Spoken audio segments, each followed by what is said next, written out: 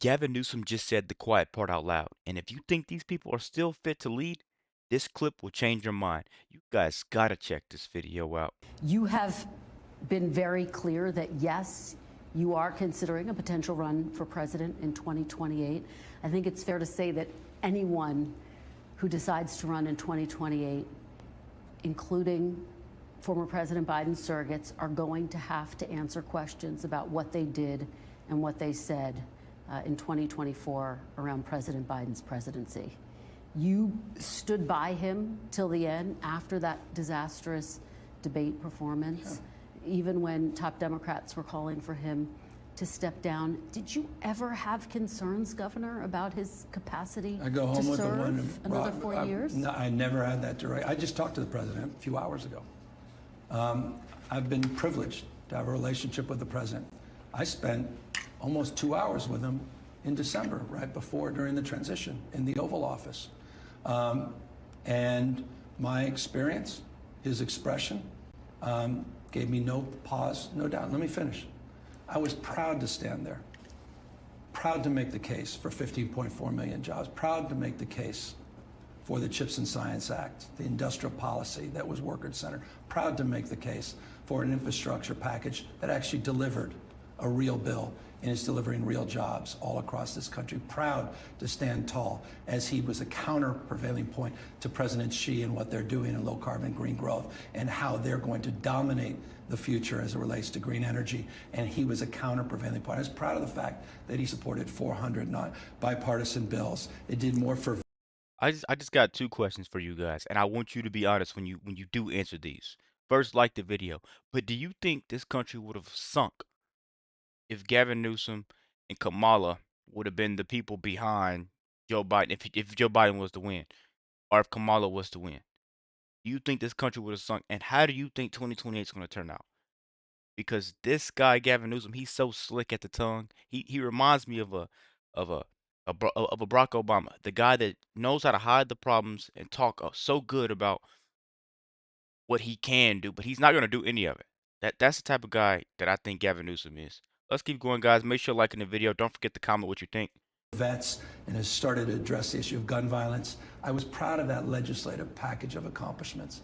The one exception as it relates to the interaction I had with him that gave me pause, one, was the fundraiser in Southern California.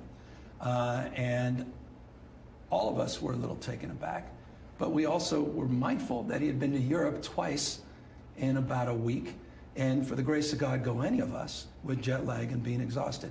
That person came back on that debate night, and that certainly gave all of us pause. If it gave you pause after the debate, why didn't you sound the alarm then? I did privately, with grace and humility. He was going to make the right decision. And so for me, it wasn't my job to go out there. My job was to let him, give him the space. I just have a... In other words, right, he didn't want to admit that Trump was right. That's the one thing about these Democrats. They hate to admit they were wrong. And that's exactly what Gavin Newsom is saying here. He's just trying to use the word salad. That's all he's doing. Different, good people can disagree. I have a different approach to all of this. And I lost my father. I lost him right around election for governor. He survived just to see me elected.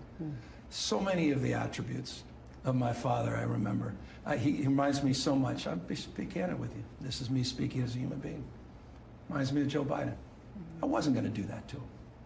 He was going to make the right decision, and he did. Question is the timing, okay. But the bottom line, I was proud and continue to be proud to make a case for his record, and certainly in contrast to the record of this president. Governor, did you legitimately believe that he was capable of serving as president until January of 2029? Yeah, I think my focus was frankly situational. It was making sure Donald Trump didn't get back into office to experience everything that we're experiencing today, and there was no interaction I had that suggested otherwise. What do you say to Americans who feel misled by you and other top Democrats in what respect? He decided to step about the down. mental acuity of President Biden, that they wish you'd sounded the alarm sooner to give way for an open convention? I'm not going to substitute myself for someone else or for popular opinion.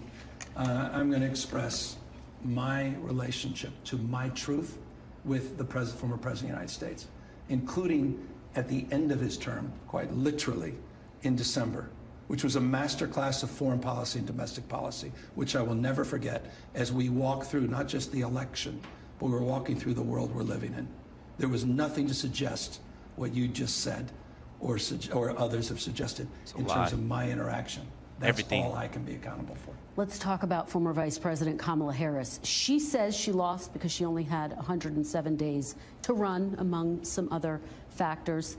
In your view, why do you think she lost the 2024 race? It's a deeper forensic. I think I'm up to 26 pages of other people's opinions on it. I'm not even making that up. By the way, it's, I think, actually 24, to be fair. Let me not overstate it.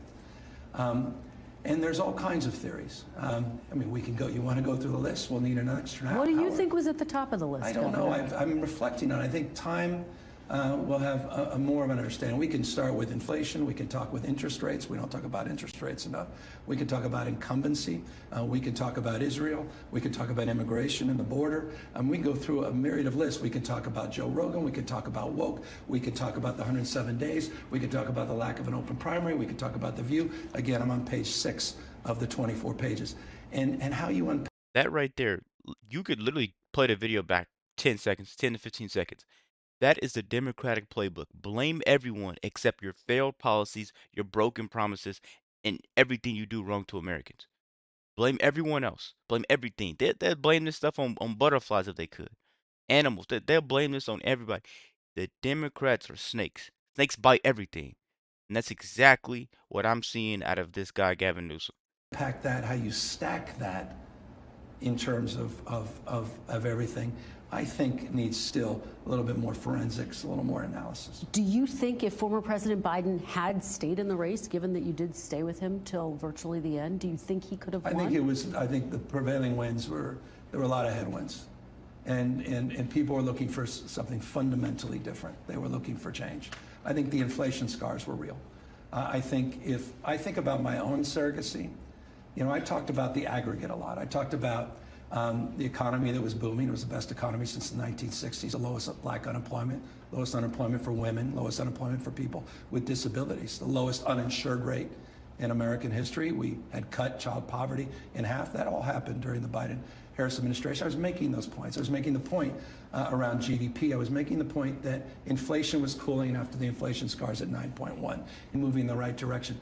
I was making the point around the American experience in the aggregate, not what American people were experiencing.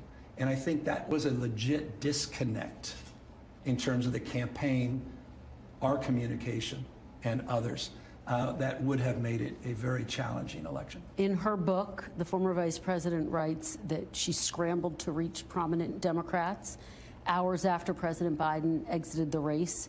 And she said that you responded to her call, quote, by saying, "Gavin Newsom hiking will call back." He never did. Is that what happened? 100%. And I sent out an endorsement in a few minutes after that. It was one of her first endorsements. The reason she was calling. I've known Kamala all my life. The last person she needs to reach out to is me. So I learned the news. I wanted to get in touch with the Biden folks. I was out on an actual hike. And I said, I was like, Kamala, you got 1 million people to call. And we were literally working as she reached out. It was a voicemail, by the way, unknown number for the record. And as she was on to her next calls, we were already on to our press release endorsing her. So I don't even know why I was even in the book. Did you feel like she took a swipe at you in her book? It's all good. We've known each other for 20 years. And I think it's familiar. He just knows that the Democrats are snakes, like I just said previously, and she snaked them. That's all he could do is put on this fake smile. I think she was having a little fun. So no hard feelings. Oh my that God, she wrote just the that. opposite. Give me a break. You've said, as we've discussed, you are considering a run for president, and you've said you'll make a decision about whether to run for president after the midterms. Yeah, I mean, Governor, let me ask you.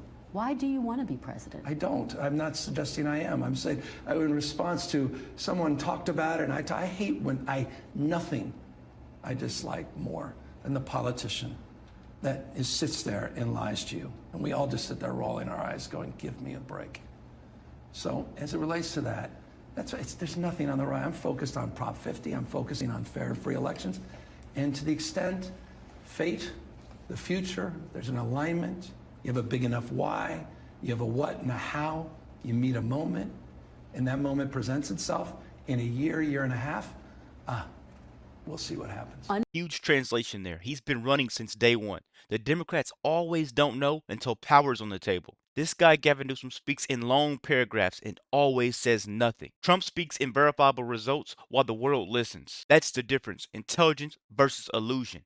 Let me know what you guys think about the quick video. Be sure to like, comment, subscribe if you're new. And as always, let me know what you react to. We're out.